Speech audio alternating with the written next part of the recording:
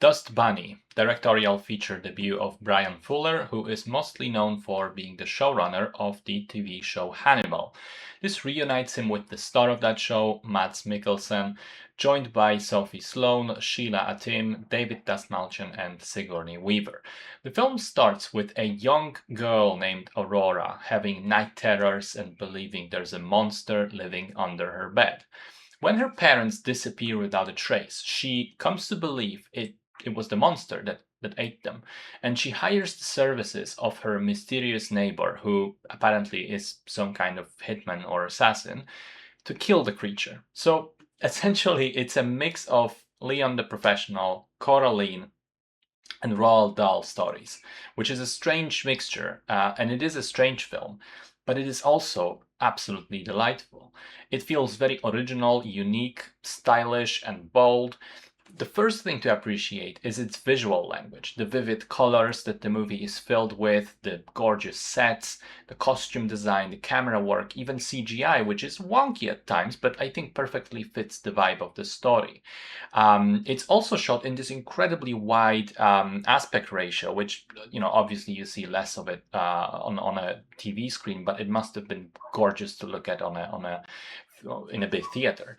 I also loved how unpredictable it is and how it constantly plays with the audience expectations. At first, I thought, okay, this is a fantasy movie, the monster is real. Then I realized, oh no, it's actually a bit darker than that. The monster is not real, and the fantasy element is a way to explore how children are dealing with traumatic events that they cannot otherwise process. And then finally, you realize, oh, okay, it is still true to an extent, but also the monster is real after all, and it is a fantasy film. So, I love the dynamic between the two characters that results from the fact that Mats, and I'm gonna call him Mats because his character literally does not have a name in the movie. He is credited as intriguing neighbor. So Mats clearly has his own demons that he deals with, and he feels partially responsible for the girl and wants to protect her. But at the same time, he spends 90% of the film thinking the monster is complete bullshit and being exasperated by Aurora's constant reassurances that it's real. Sigourney Weaver is having the time of her life playing the vaguely helpful, vaguely villainous woman that Mads knows. Her lines and the way she delivers them are hilarious. David Dastmalchian completely owns the scene in the restaurant when he's first introduced. Great presence and physical acting from him.